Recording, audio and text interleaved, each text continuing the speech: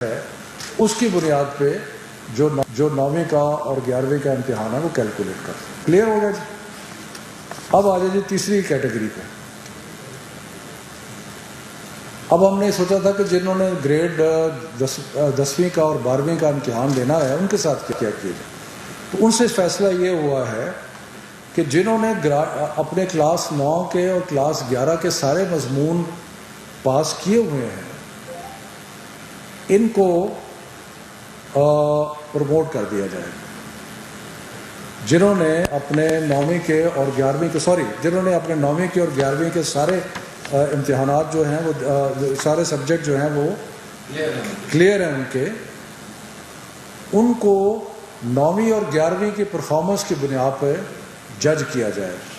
یعنی کہ وہ 11ویں کے بعد یونیورسٹی میں بھی جا سکتے ہیں. باقی صرف اس میں ایک ہم نے ایڈیشنل کیا ہے کیونکہ ہمارا جو پچھلے مختلف بورڈز کے جو امتحانات کے حساب کتاب لگایا گیا تو اس میں دیکھا گیا کہ 9ویں کے مقابلے میں 10ویں کا رزلٹ بہتر ہوتا ہے اور 11ویں کے مقابلے میں 12ویں کا رزلٹ بہتر ہوتا ہے. تو اس لیے ہمیں وہ ایک اسٹیٹسٹیکل فارمولا اپنائی کر کے اور اس میں یہ فیصلہ کیا گیا کہ جن کو 9ویں اور 11ویں کی بنیاد پہ پروموٹ کیا جا رہا ہے ان کے نمبروں میں 3% اضافہ کر دیا جائے. اور یہ جو 3% اضافہ ہے یہ پرانے امتحانات کے سارے جو حساب کتاب لگا کے اس میں دیکھا گیا کہ یہ 3% اضافہ جو ہے یہ کنسسٹنٹ ہے اسٹیٹسٹک سے کہ 12ویں کا رزلٹ اور 10ویں کا رزلٹ 9ویں اور 11ویں کے مقابلے میں زیادہ بہتر ہوتا ہے. ٹھیک ہے جی.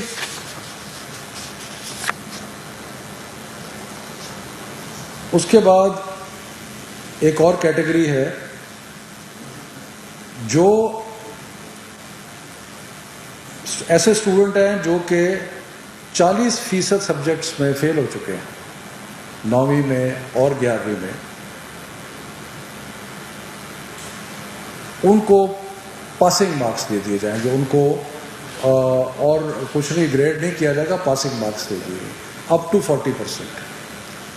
یعنی کہ جو ٹوٹل امتحان ہے اس کے 40% مضامین میں اگر کوئی فیل ہوتا ہے تو اس کو پاسنگ مارکس دے دیے جائیں گے 9ویں اور 11ویں کے بنیاد کے اوپر. اس کے بعد آ جاتی ہے جی کچھ کیٹیگریز رہ جاتی ہیں ایسی جو کہ اس سارے فارمولے میں فٹ نہیں کرتی. وہ کیٹیگریز کیا ہے؟ ایسے لوگ جو کہ اپنے 11ویں کے امتحان پہ سیٹسفائیڈ نہیں ہیں. وہ سمجھتے ہیں کہ اگر ہمیں موقع ملتا تو ہم 12ویں کے امتحان میں اپنی گریڈ کو مزید امپروو جو ہے وہ کر سکتے تھے. ایک کیٹیگری یہ ہوگی. دوسری کیٹیگری یہ تھی کہ جن لوگوں نے 11ویں کا امتحان نہیں دیا تھا لیکن وہ کمپوزٹ امتحان دے رہے تھے 12ویں کا اور ان کے پاس 11ویں کا رزلٹ ریلائی کرنے کے لیے نہیں ہے. یہ دوسری کیٹیگری ہوگی. تیسری کیٹیگری وہ تھی جو چند مضامین میں امتحان دینا چاہتے تھے. مثلا کئی لوگ ہیں جو میڈیکل سے انجینئرنگ میں آ کے میتھمیٹکس کے امتحان دینا چاہتے ہیں اور وہ سارا امتحان نہیں لے رہے تھے, وہ چند مضامین میں امتحان لے رہے تھے.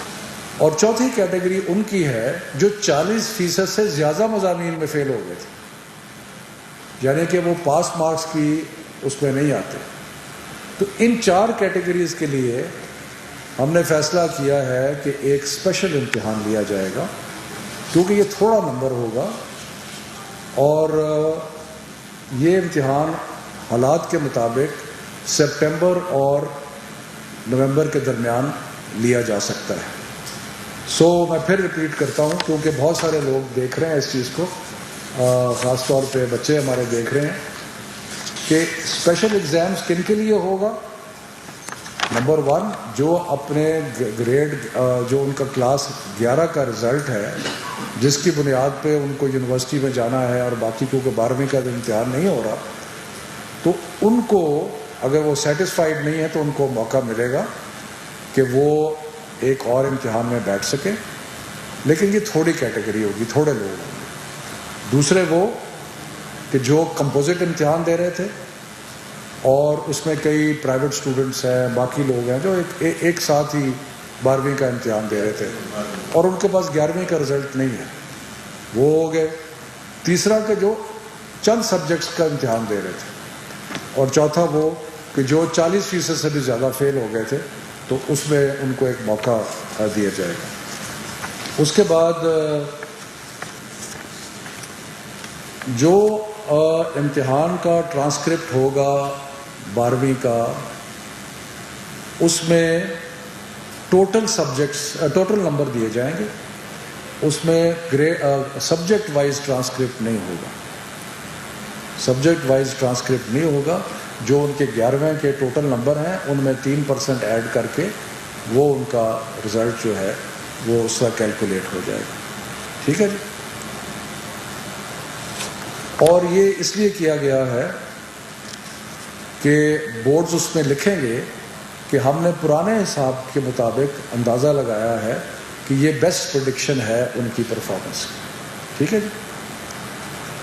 جن بچوں نے اسپیشل ایگزام میں حصہ لینا ہے ان سے ریکویسٹ ہے کہ وہ 1 جولائی تک انڈیکیٹ کر دیں اپنے اپنے بورڈز کو کہ ہم اسپیشل امتحان دینا چاہتے ہیں۔ یعنی کہ یہ تقریباً 29 بورڈ ہیں، تو ہمارا یہ خیال ہے کہ یہ اتنے کم بچے ہوں گے کہ ان کو سپریٹ کر کے، لیکن پھر بھی یہ فیصلہ بعد میں ہوگا سپٹمبر اور نومبر کے درمیان کون سا پیریڈ ہے جس پہ ہم حالات کا جائزہ لے کے یہ اسپیشل ایگزام۔ میرا خیال ہے کلیئر تو ہے، لیکن ایک دفعہ میں اگر تھوڑا سا دوبارہ ریپیٹ کر دوں، کئی دفعہ کنفیوژن ہو جاتا ہے۔ وہ پہلی بات کہ جنہوں نے 9ویں کا اور 11ویں کا امتحان نہیں دیا وہ سارے پروموٹ ہو گئے، ٹھیک ہے جی۔ اس میں پرائیویٹ بھی ہو گئے، اس میں جو ریگولر اسٹوڈنٹس ہیں وہ بھی ہو گئے، ٹھیک ہے جی۔ وفاقی وزیر شفقت محمود جو ہیں وہ بتا رہے تھے، اور اسپیشلی بچے بہت زیادہ پریشان تھے اپنے میٹرک ایگزامز کو لے کر۔ ان کا یہ کہنا تھا کہ وہ بچے جنہوں نے 9ویں اور